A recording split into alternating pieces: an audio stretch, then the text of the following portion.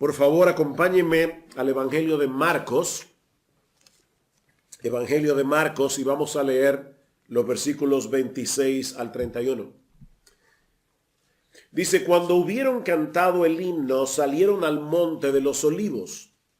Entonces Jesús les dijo: todos os escandalizaréis de mí esta noche, porque escrito está: heriré al pastor y las ovejas serán dispersadas. Pero después que haya resucitado, iré delante de vosotros a Galilea. Entonces Pedro le dijo: aunque todos se escandalicen, yo no. Y le dijo Jesús: de cierto te digo que tú hoy, en esta noche, antes que el gallo haya cantado 2 veces, me negarás 3 veces. Mas él con mayor insistencia decía: si me fuere necesario morir contigo, no te negaré. También todos decían lo mismo. Mis hermanos, si hay algo que todo creyente debe conocer para poder correr adecuadamente la carrera de la fe, es que nadie, absolutamente nadie, es inmune a la tentación y al pecado. Nadie, ni siquiera los pastores. Nadie es inmune a la tentación y al pecado. Desde el creyente más joven hasta el más maduro y experimentado, todos podemos caer en cualquier momento si nos volvemos arrogantemente confiados y descuidados.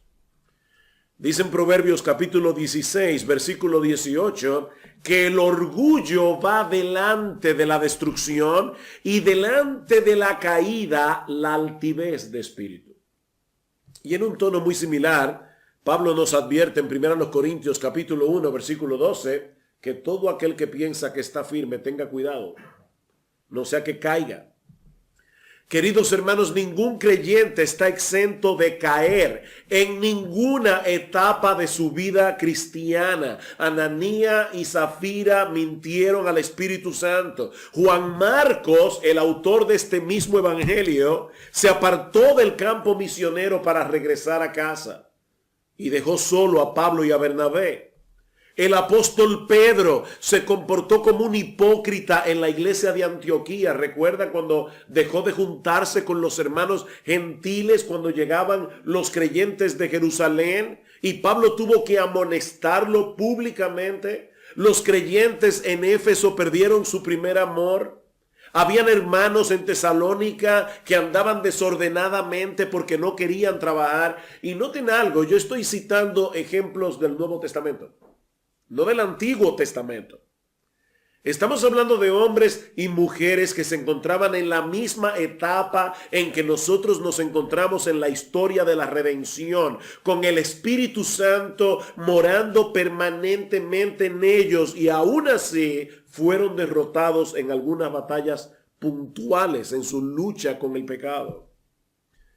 Y si pudiéramos hacer una tomografía espiritual al corazón de cada uno de estos hermanos y hermanas en su caída, muy probablemente descubriremos en todos ellos 2 cosas en común: descuido y arrogancia. O si quieren ponerlo de otra forma, todos ellos fueron infectados con un arrogante descuido. No prestaron atención a las continuas advertencias de las Escrituras, al punto de que terminaron bajando la guardia y poniendo una sobreconfianza en sus propias capacidades o en su experiencia para seguir perseverando en la fe. Pero gracias al Señor que esa no es toda la historia. Los verdaderos creyentes pueden experimentar caídas temporales en su lucha en contra del pecado, pero si son verdaderos cristianos, no se quedarán ahí. Noten lo que acabo de decir. Si son verdaderos cristianos, no se quedarán ahí. ¿Saben por qué? Porque Cristo nos ama con un amor perseverante, inmutable y fiel. y tarde o temprano se encargará de levantarnos. Y eso es precisamente lo que nosotros encontramos en este pasaje que vamos a considerar en el día de hoy. Para ponerlo en su contexto, el Señor y los discípulos acaban de comer la cena pascual en el aposento alto y están a punto de salir hacia el monte de los olivos, más particularmente hacia el huerto de Getsemaní, como dice en el versículo 32. De manera que en los versículos 26 al 31 nosotros vemos lo que ocurre cuando ellos se dirigen de un lugar al otro. Ya Judas había salido a encontrarse con los principales sacerdotes para entregarles a Jesús, de manera que en unas pocas horas el Señor tendría que enfrentarse con esta trama diabólica que habría de desembocar en la cruz del Calvario. Pero antes, el Señor revela a sus discípulos la chocante y al mismo tiempo consoladora predicción que encontramos en los versículos 27 y 28. Vean una vez más. Entonces Jesús les dijo: todos os escandalizaréis de mí esta noche. Todos. Porque escrito está, heriré al pastor y las ovejas serán dispersadas, pero después que haya resucitado, iré delante de vosotros a Galilea. Si ustedes leen todo el relato en Marcos capítulo 14, se van a dar cuenta que unos minutos antes, durante la cena, el Señor les dijo que en medio de ellos había un traidor. Y si aquel anuncio tiene que haberles caído como un rayo en el corazón, esta profecía de Jesús tiene que haber sido 1000 veces peor. El Señor les está diciendo, no solo es que hay un traidor en el grupo, es que todos ustedes, sin ninguna excepción, esta misma noche se apartarán de mí. Y la palabra griega que se traduce aquí como apartarse significa literalmente caer en una trampa, tropezar. Todos ustedes serán tan fuertemente zarandeados y sacudidos en esta misma noche por lo que está a punto de sucederme a mí, que se agrietarán los cimientos de vuestra fe, los cimientos de vuestra confianza, la confianza que hasta ahora han depositado en mí como el Mesías. Todos sin excepción se apartarán de mí. Todos negarán cualquier tipo de vinculación conmigo. Todos ustedes se avergonzarán de conocerme y todos me dejarán solo en la hora más dura de mi ministerio. Todos ustedes. Y noten, hermanos, que el Señor no está hablando de algo que iba a suceder dentro de unos meses o dentro de unas semanas. No. La fidelidad que hasta ahora han demostrado tener hacia mí quedará hecha polvo en esta misma noche. Y Cristo les dice, eso fue ya profetizado en las Escrituras, porque está escrito, heriré al pastor y las ovejas serán dispersadas. Y de paso, permítanme, mis hermanos, traer una nota aquí que será de mucha ayuda cuando estén estudiando los evangelios. El Señor Jesucristo obviamente era un buen estudiante de las Escrituras. Él era Dios, pero Él era hombre. Y a veces nosotros vemos a Cristo citando las Escrituras y decimos, claro, Él era Dios. No. Cristo como hombre memorizó las Escrituras. Y cada vez que el Señor Jesucristo citaba las Escrituras del Antiguo Testamento, lo hacía tomando muy en cuenta el contexto en que se encontraba cada pasaje. Así que cada vez, mis hermanos, que ustedes estén leyendo el Nuevo Testamento, los Evangelios, y vean a Cristo citando un texto del Antiguo Testamento, vayan al Antiguo Testamento y vean el contexto.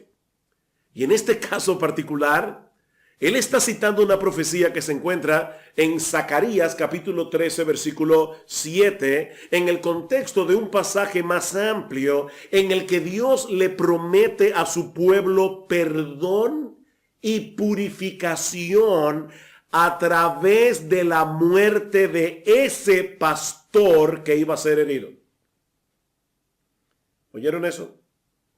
heriré al pastor y las ovejas serán dispersadas. Y cuando vamos a Zacarías, dice que por la herida de ese pastor se iba a abrir una fuente de gracia, una fuente de perdón en Jerusalén.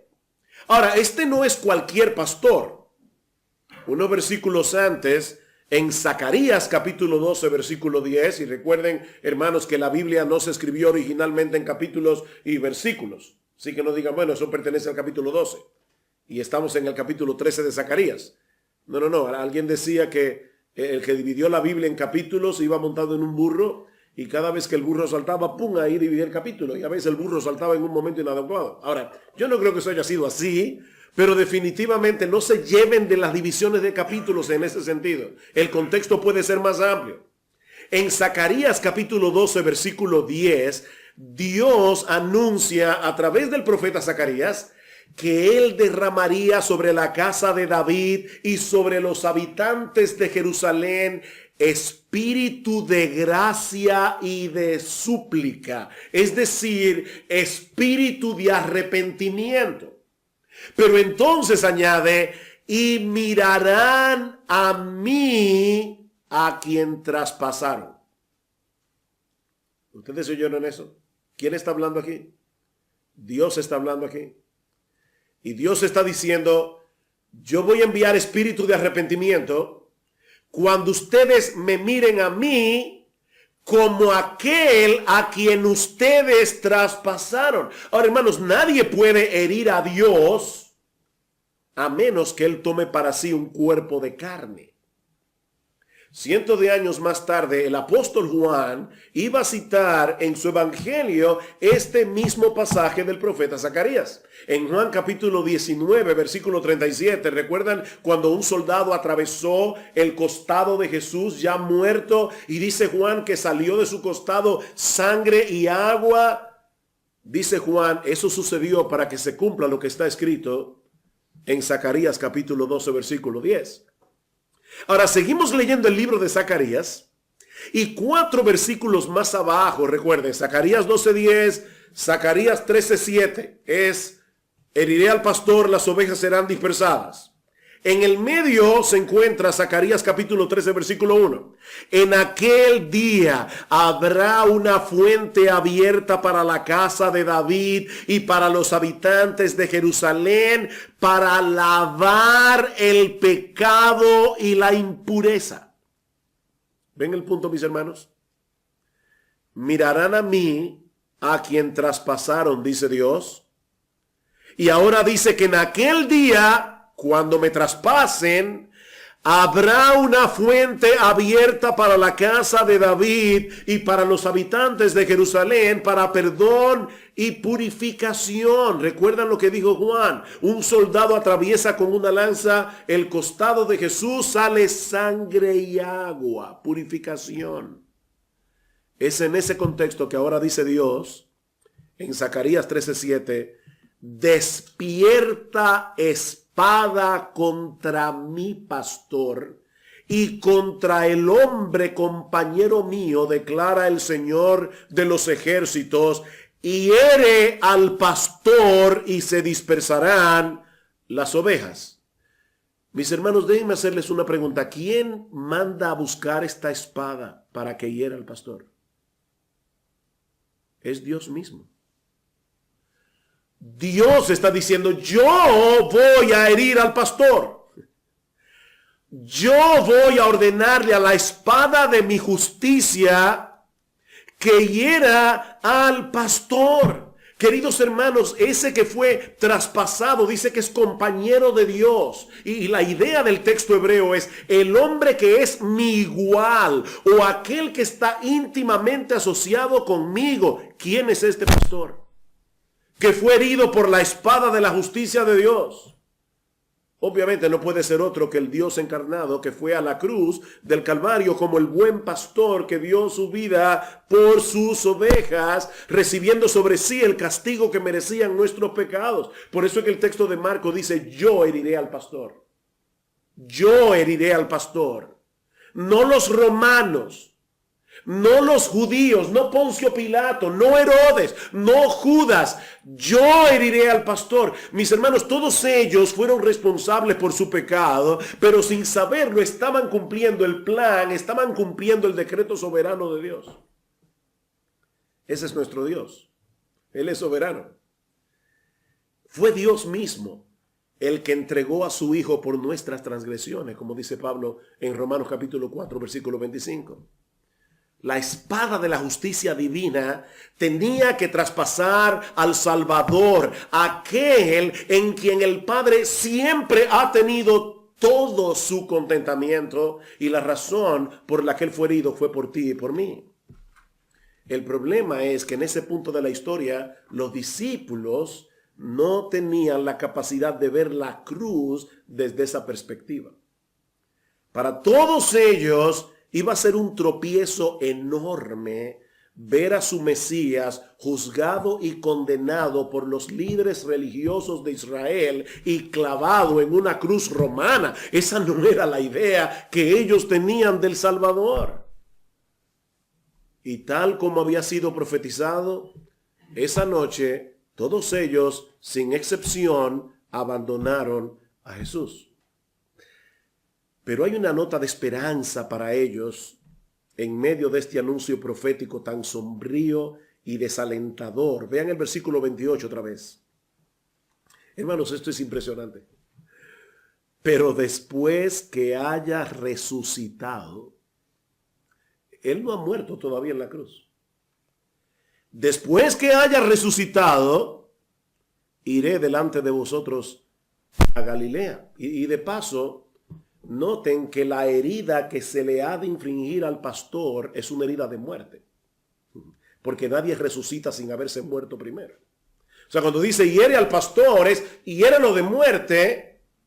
De manera, mis hermanos, que Jesús está anunciando de antemano en este pasaje su muerte, su resurrección y la recuperación espiritual de sus discípulos después de una estruendosa caída.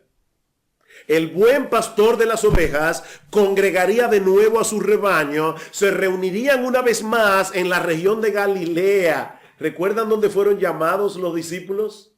Precisamente en la región de Galilea, en el mar de Galilea. Allí mismo dice, yo los congregaré de nuevo y allí les daría el Señor la gran comisión de hacer discípulos en todas las naciones, bautizándolos en el nombre del Padre, del Hijo, del Espíritu Santo, e enseñándoles que guarden todas las cosas que os he mandado. Y he aquí yo estoy con vosotros todos los días hasta el fin del mundo.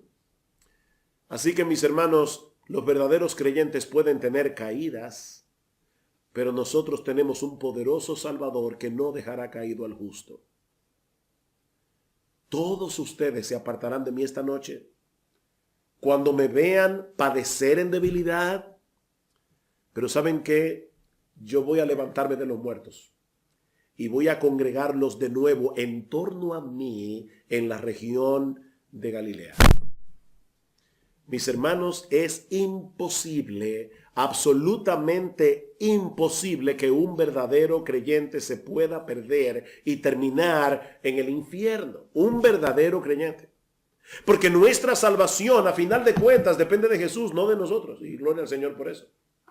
Depende de Jesús. Mis ovejas oyen mi voz, dice el Señor en Juan capítulo 10, versículo 27. Y yo las conozco y me siguen y yo les doy vida eterna y no perecerán jamás, ni nadie las arrebatará de mi mano. Mi Padre que me las dio es mayor que todos y nadie las puede arrebatar de la mano de mi Padre. Mis hermanos, déjenme hacerles una pregunta. ¿Desde cuándo sabía Jesús que todos sus discípulos lo iban a abandonar esa noche? ¿Cuándo se enteró él de eso? Él lo sabía desde toda la eternidad. Él lo sabía desde siempre. Y aún así los escogió para salvarlos. Y no solamente para salvarlos, Cristo los escogió para fundar sobre ellos su iglesia. Yo recuerdo haber leído, y esto es una pura ficción, pero recuerdo haber leído hace un tiempo atrás la historia de que cuando Jesús resucita y va al cielo y los ángeles le dicen, bueno, ¿y ahora qué? dice, bueno, yo voy a llevar el evangelio por todos los rincones de la tierra. ¿Y cómo tú vas a hacer eso? O con ese grupo de hombres. Con ese grupo de hombres. Y los ángeles le preguntan, ¿y tú no tienes un plan B? No, yo solo tengo el plan A, ese es el plan. Con ese grupo de hombres. ¿Saben lo que eso nos enseña, mis hermanos? Que el amor de Cristo no solo es eterno, es incondicional. Es incondicional. Él nos conoce, mis hermanos, como nadie nos conocerá jamás. Aun cuando estamos en nuestros peores momentos. Y a pesar de todo eso, nos ama como nadie nos amará jamás.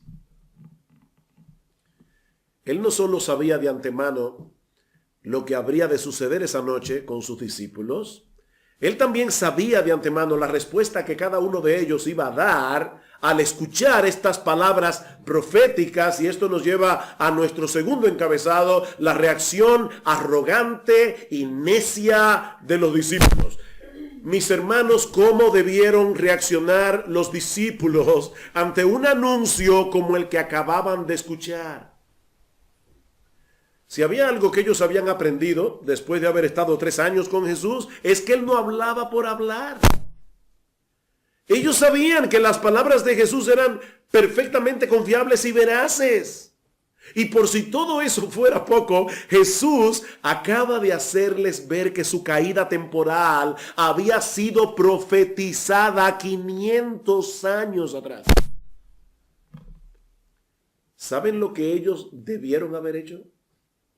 Arrepentirse de antemano.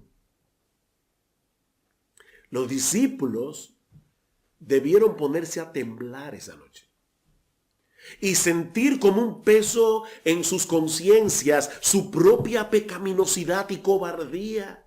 Oh Señor, qué terrible es saber que en nosotros existe la capacidad de traicionarte de ese modo. Por favor, Señor, perdónanos, ten misericordia de nosotros, líbranos del mal. Eso es lo que ellos debieron haber hecho, pero no fue lo que hicieron. Vean el versículo 29 otra vez.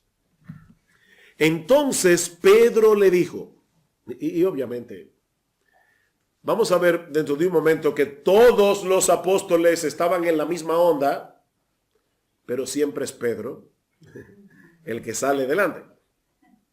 Entonces Pedro le dijo, noten las palabras, aunque todos se escandalicen, yo no.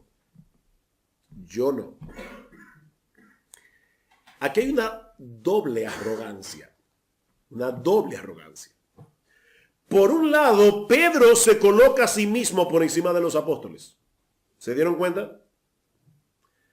Bueno, Señor, mira, yo no puedo hablar por ellos, pero en lo que a mí respecta, yo nunca te negaré. Ahora, Pedro no solo se estaba colocando por encima de los demás. Si lo pensamos bien, Pedro se estaba colocando por encima de Cristo mismo. Se estaba colocando por encima de la palabra de Dios. Cristo le dice, todos ustedes se apartarán de mí esta noche, porque escrito está. No. Excúsame, Señor, pero eso no es posible. Tal vez estás interpretando mal ese pasaje de Zacarías. Yo no sé qué es lo que está pasando aquí. Lo único que yo sé es que sería incapaz de traicionarte de ese modo. Aunque honestamente, yo no sé qué harían los demás.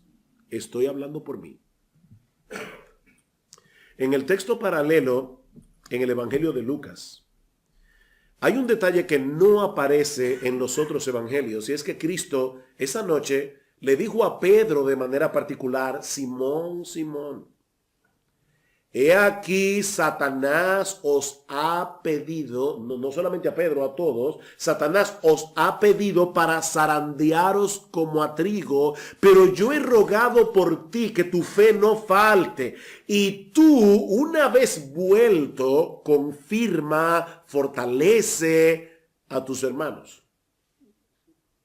Esto era para ponerse a temblar. Zacarías lo profetizó. Yo te estoy diciendo Que eso es precisamente lo que esa profecía significa. Y ahora te estoy revelando, Pedro, que Satanás en la corte celestial le ha pedido permiso a Dios para zarandearlos a todos ustedes como a trigo. Y Dios, obviamente, les concedió el permiso.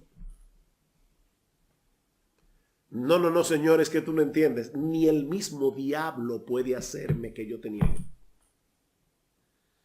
Mis hermanos, esto es el colmo de la arrogancia.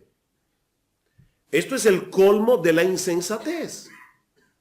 Ahora, el Señor es tan paciente que en vez de desechar a Pedro y decirle, mira, Pedro, definitivamente yo no puedo contigo, tú me entiendes. Yo necesito otro grupo con que trabajar. Tú eres muy duro de corazón. Tú eres muy duro de cerviz.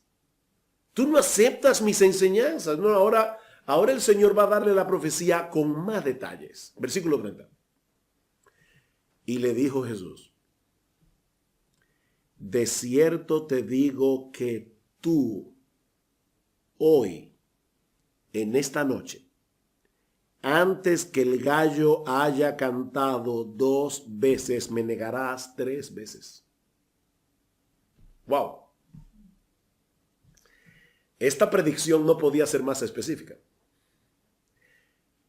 De cierto, esta es la traducción de la palabra amén. Es una palabra que añade certeza y solemnidad a lo que uno dice. O sea, le está diciendo, solemnemente, Pedro, te digo que tú, no los demás apóstoles, tú, Pedro, hoy, esta misma noche, no mañana, no pasado, no dentro de una semana, antes que el gallo haya cantado 2 veces, es decir, Pedro, antes de que salga el sol, antes de que amanezca, me negarás, y la palabra griega allí es otra palabra, es una palabra compuesta que significa negar totalmente, negar miserablemente, me negarás 3 veces, no una, Pedro, no 2, 3 veces me negarás. Era como si el Señor estuviera acorralando a Pedro para hacerle ver el peligro en que estaba. ¿Y saben qué, mis hermanos? Ni aún así Pedro reaccionó. Versículo 31. Mas él con mayor insistencia decía, si me fuere necesario morir contigo, no te negaré. Y también todos decían lo mismo. Todos. Con insistencia. O más vehementemente repetía. Y la idea no es tanto la insistencia, sino la profusión de palabras y el tono en que la pronunciaba. ¿Ustedes han visto esas personas que hablan y hablan y hablan y hablan para ganar una discusión por cansancio? Bueno, eso es exactamente lo que Pedro está haciendo aquí. Habla y habla y habla y habla para hacerle ver a Jesús que él estaba equivocado. Y noten que ese espíritu de arrogancia, ese espíritu de autosuficiencia había infectado, había embriagado a todos los discípulos. Dice que todos decían lo mismo. Todos ellos se sentían inmunes a la traición, al punto de tener en poco las palabras de Jesús, las palabras de la Biblia. En vez de ponerse a temblar, reaccionaron con insolencia. Ok, mis hermanos, eso es el pasaje. Esa es la historia. Hay varias lecciones aquí que nosotros podemos extraer de un pasaje como este, pero yo voy a limitarme únicamente a 2, a modo de conclusión. Y la primera es esta. Hermanos, este pasaje nos enseña que en medio de la tentación, la sinceridad de nuestro amor por Cristo será completamente inútil si no descansamos por completo en la gracia preservadora de Dios. Yo voy a repetir eso otra vez.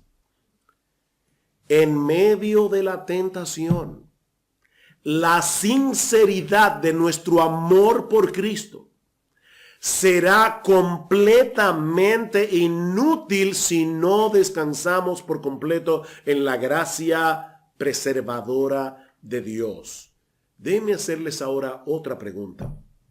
Cuando Pedro pronunció las palabras del versículo 29, aunque todos te negaren, yo nunca te negaré, y las que repetía en el versículo 31, Pedro estaba siendo sincero. Pedro era sincero. En otras palabras, él quería decir lo que él estaba diciendo. O Pedro era un hipócrita que estaba tratando de hacerle creer a Jesús que él sentía por él un amor que en realidad no sentía. ¿Era Pedro sincero, sí o no? ¿Saben qué, mis hermanos? Pedro era sincero. Su amor por Jesús era real. Cuando Pedro se escandaliza ante la idea de que él pudiera traicionar a Jesús, es porque Pedro amaba a Cristo. Es como bien ha dicho alguien, él no estaba pretendiendo tener un amor hacia Jesús que en verdad no sentía, ni estaba haciendo promesas que no estuviera ansioso de cumplir. Más aún, nos inclinaríamos a decir que nunca Pedro fue más sincero, ni estuvo nunca tan consciente de la integridad de su amor hacia Jesús que en ese momento. ¿Cuál fue el problema entonces? ¿Cuál fue el problema? Miren, mis hermanos, si ustedes van a recordar algo de este mensaje, recuerden esto. El problema de Pedro y del resto de los apóstoles es que cometieron el error de pensar que la medida de su sinceridad era la medida de su fortaleza. Ese fue el error. El error de pensar que la medida de su sinceridad era la medida de su fortaleza. Cayeron en la trampa de creer que así como eran de sinceros, así también eran de fuertes. Mira, mi hermano, no importa qué tan genuino sea tu amor por Cristo. No importa cuánto desees vivir para Él. Tú sigues siendo débil. Y seguirás siendo débil hasta que llegues a la gloria. De ahí las palabras de Pablo que citábamos al principio, 1 Corintios capítulo 10, versículo 2, el que piensa que está firme, mire que no caiga. No te sientas seguro simplemente porque eres sincero. Porque la sinceridad no es una vacuna contra el pecado. Mi hermano, escucha esto. La sinceridad no es una vacuna contra el pecado. Dice en Proverbios capítulo 28, versículo 26. El que confía en su propio corazón, ¿qué es? Un necio. Es un necio. Si bien es cierto que el pecado ya dejó de ser nuestro rey, si somos cristianos, la Biblia nos enseña claramente que el pecado todavía mora en nosotros. Es un enemigo a considerar. Y si te descuidas, caerás. Escucha lo que dice Juan Carlos Ryle, un gran predicador del siglo XIX. Decía él, hay mucha más maldad en nuestros corazones de lo que sabemos. ¿Tú oíste eso? Tú eres peor de lo que tú crees que tú eres. Hay maldad en tu corazón que tú ni siquiera has descubierto, porque todavía no se han dado las circunstancias para que esa maldad florezca. Dice, hay más maldad, mucha más maldad en nuestros corazones de lo que sabemos. Nunca podremos decir hasta dónde somos capaces de caer si somos tentados. No hay grado de pecado al que el mejor de los santos no pueda descender si no es sostenido por la gracia de Dios y no vigila y ora en nuestros corazones. Dice Ryle, permanece escondida la semilla de toda maldad. Solo necesita el ambiente adecuado para germinar con una vitalidad maligna. En estos días, mi esposa y yo hemos estado involucrados en 2 o 3 casos. No en Santo Domingo, gracias al Señor, en otros lugares con iglesias hermanas con las que tenemos buena comunión, de hermanos muy fieles, Hermanos, de verdad que en un momento yo podía meter mi mano en fuego por ellos. Y sin embargo han caído en adulterio. Y uno de ellos era un pastor. Hermanos, cuando yo les hablo de esto no es algo académico. Yo estoy hablando del peligro que nos rodea cuando nos volvemos descuidados y arrogantes. ¿Y cómo podemos saber si nosotros hemos caído en esa seguridad carnal que precede a la caída? Déjenme decirle algunas cosas brevemente. Cuando nosotros dejamos de suplicar ferviente y diariamente a Dios que nos preserve del mal, nosotros estamos en peligro. ¿Qué les dice Cristo más adelante a los discípulos? Orad, velad y orad para que no entréis en tentación. Cuando llegan al huerto de Getsemaní, Jesús derrama su corazón delante del Señor en oración. ¿Qué hacían los discípulos? Estaban durmiendo. Velad y orad para que no entréis en tentación. Esto es irónico. Jesús, el que es sin pecado, Jesús, el que de ninguna manera podía pecar, está de rodillas en el piso rogándole a Dios que tenga misericordia de él. Y los apóstoles a quienes Cristo les acaba de advertir que van a caer, están durmiendo. Mi hermano, cuando tú no le ruegas a Dios fervientemente, Señor, líbrame del mal, líbrame de mi pecado, líbrame de mí mismo, tú estás en peligro. Cuando pasamos por alto las continuas advertencias de las Escrituras con respecto a las seducciones del pecado, del diablo y del mundo, estamos en peligro. Primera de Pedro capítulo 2 versículo 11. Hermanos, yo os ruego como extranjeros y peregrinos que os abstengáis de los deseos carnales que batallan contra el alma. O primera de Pedro capítulo 5 versículo 8, vuestro adversario, el diablo, como león rugiente, anda alrededor buscando a quien devorar. Sed sobrios y velad. Sed sobrios. Cuando nos creemos lo suficientemente maduros como para caminar cerca de las tentaciones. No, yo puedo con eso. ¿De verdad tú puedes con eso? O cuando escuchamos que otros han caído, como les acabo de mencionar, y nos llenamos de autojusticia como si nosotros fuéramos mejores, en vez de llenarnos de temor. ¿Qué dice el apóstol Pablo en Gálatas capítulo 6 versículo 1? Mis hermanos, cuando alguno fuere sorprendido en alguna falta, vosotros que sois espirituales, restauradle con espíritu de mansedumbre, considerándote a ti mismo, no sea que tú también seas tentado. Cuando tú oyes que una persona cayó, no olvides que tú estás hecho de la misma masa. En vez de creerte superior, tiembla. Tiembla. Cuando descuidamos las Escrituras como un medio de la gracia provisto por Dios para guardarnos y librarnos del mal. Bienaventurado el varón que no anduvo en consejo de malos, ni estuvo en camino de pecadores, ni en silla de escarnecedores se ha sentado, sino que en la ley de Jehová medita de día y de noche. ¿Cómo será ese varón? Será como árbol plantado junto a corrientes de aguas, que da su fruto a su tiempo y su hoja no cae, y todo lo que hace prosperará. Ese varón que medite en la ley del Señor día y noche. ¿Con qué limpiará el joven su camino? Con guardar tu palabra. En mi corazón he guardado tus dichos para no pecar contra ti. Déjeme decir algo a los jóvenes que están aquí. Cuando yo me convertí tenía cerca de 18 años de edad. Fue la primera vez que empecé a leer la Biblia, me conocí al Señor. Hubo un texto que yo memoricé. Mi primer texto que yo memoricé fue Santiago capítulo 1 versículo 12. Bienaventurado el varón que soporta la tentación, porque cuando haya resistido la prueba recibirá la corona de vida que Dios ha prometido a los que le aman. Jóvenes, ustedes no se pueden imaginar cuántas veces yo tenía que traer ese versículo a mi mente, una y otra vez, una y otra vez. Recuerda lo que decía Lutero: la Biblia te alejará del pecado, o el pecado te alejará de la Biblia.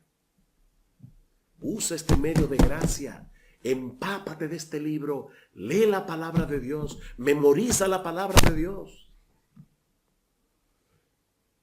Cuando perdemos un contacto vital con la iglesia, estamos en peligro. En Hebreos capítulo 10, ¿qué dice Hebreos capítulo 10? Hablando precisamente de la apostasía. Dice, no dejando de congregarnos como algunos tienen por costumbre, sino exhortándonos unos a otros, y más cuando veis que aquel día se acerca, animándonos al amor y a las buenas obras. Nosotros necesitamos la iglesia.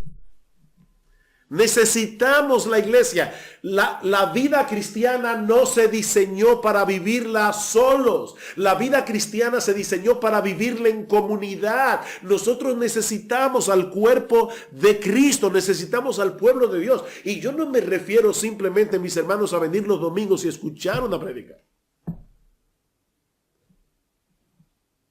Los domingos los santos son equipados para hacer la obra del ministerio, dice Efesios capítulo 4, versículo 11 en adelante. Dice, nosotros nos animamos unos a otros al amor y a las buenas obras.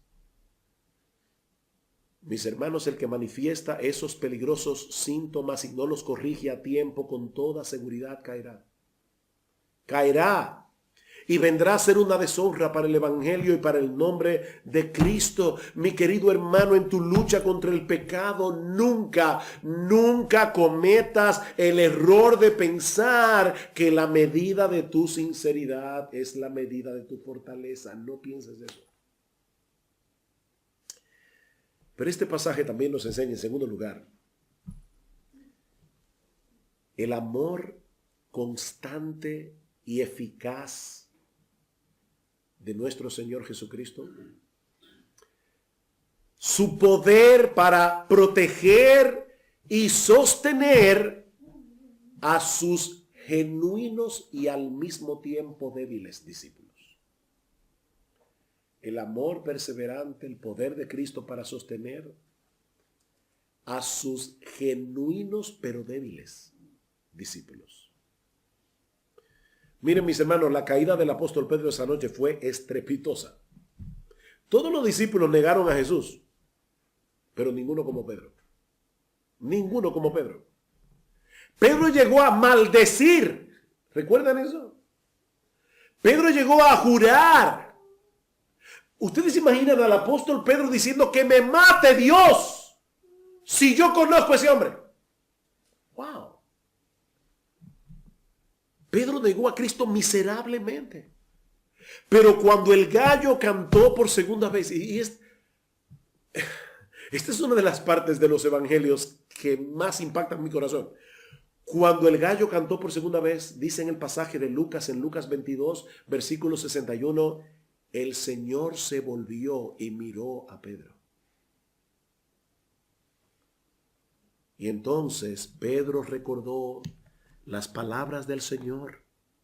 Como le había dicho, antes que el gallo cante, hoy me negarás 3 veces. Y saliendo fuera lloró amargamente. ¿Ustedes imaginan eso? Mientras Jesús estaba siendo maltratado en el patio del sumo sacerdote, siendo acusado injustamente, golpeado, maltratado por una turba de soldados que estaban fuera de sí, Jesús estaba pendiente de Pedro, esperando el canto del gallo. Cuando las burlas y los golpes estaban cayendo sobre él. Nosotros estudiamos la semana pasada en nuestra iglesia, cuando Jesús es juzgado y finalmente el sumo sacerdote dice, ha blasfemado, ¿qué más necesidad tenemos de testigos? Mis hermanos, lo que pasó de ahí en adelante fue diabólicamente cruel. Dice que golpeaban a Jesús, lo escupían en la cara. Y hay un texto en Isaías que dice, yo no escondí mi rostro de injurias y disputos. ¿Ustedes saben lo que eso significa? Cuando a ti te escupen en la cara, ¿qué es lo primero que tú haces? Protegerte. Dice Jesús, yo no hice eso. Yo acepté la vergüenza y la humillación de aquellos a quienes yo vine a salvar. Yo no escondí mi rostro de la saliva de mis enemigos. Y mientras Jesús estaba padeciendo toda esa humillación, su corazón estaba detrás del discípulo que lo estaba negando en ese mismo momento. Alguien decía que esa mirada de Jesús tuvo el poder de evitar que la caída de Pedro desembocara en la traición de Judas. Definitivamente nadie nos conoce como Cristo, pero tampoco existe nadie que nos ame como Él. Y aquí vuelvo a citar a Ryle una vez más. Dice, alentémonos con el pensamiento de que el Señor Jesús no repudia a su pueblo creyente a causa de sus errores e imperfecciones. Él conoce bien cuáles son, los toma como el esposo toma a la esposa, con todas sus manchas y defectos, y una vez unidos a Él por la fe, nunca los repudiará. Es un sumo sacerdote misericordioso y compasivo. Él se gloría en pasar por alto las transgresiones de su pueblo y en cubrir sus muchos pecados. Él sabe lo que eran antes de la conversión, malvados, culpables y sucios, pero no obstante los amó. Pero Él sabe también lo que serán después de la conversión, débiles, con equivocaciones, frágiles, pero sin embargo los ama. Él se ha comprometido a salvarlos a pesar de sus errores. Y Él, dice Ryle, cumplirá su compromiso. Mi amado hermano, yo no sé cuál es la condición en que se encuentra tu alma en este momento. Y tal vez tú viniste a la iglesia hoy, yo no sé, pensando, yo no puedo más. Estoy a punto de tirar la toalla. Pero si tú eres un creyente genuino, tú necesitas recordar que en Cristo hay perdón y hay restauración. En Cristo hay perdón. Dice el autor de la epístola a los Hebreos que nuestro Señor Jesucristo puede salvar perpetuamente a los que por Él se acercan a Dios. Escuchen esto, viviendo siempre para interceder por ellos. ¿Recuerdan lo que Cristo le dijo a Pedro? Pedro, Satanás os ha pedido para zarandearos como a trigo, pero ¿sabes qué? Yo he orado por ti, para que tu fe no falte. Yo no entiendo cómo es esa intercesión de Cristo en los cielos. Yo solamente sé una cosa por el libro a los Hebreos. Cristo, nuestro Señor, nuestro sumo sacerdote, está orando en el cielo, está intercediendo en el cielo por cada uno de los suyos, como Él oró por Pedro. ¿Es esta verdad un incentivo para el pecado? Bueno, no importa lo que yo haga, allí siempre estará Cristo para perdonarme. Por supuesto que no. Si alguien piensa de ese modo es porque no conoce la gracia de Dios en Cristo y nunca ha sentido la amargura de pecar después de haber experimentado la dulzura del perdón. No, para el verdadero creyente, el perdón nunca es un combustible para seguir pecando, sino para seguir corriendo con más resolución que antes y con una mayor gratitud.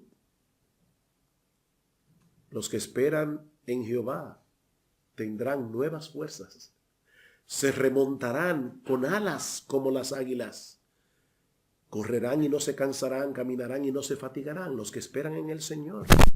Así que levántate, mi hermano, levántate, sigue corriendo la carrera, descansando enteramente en la bendita gracia de Dios, porque allí encontramos, recuerden, una fuente. ¿Recuerdan a Zacarías? Una fuente abundante de perdón y restauración. Si confesamos nuestros pecados, Él es fiel y es justo para perdonar nuestros pecados y limpiarnos de toda maldad.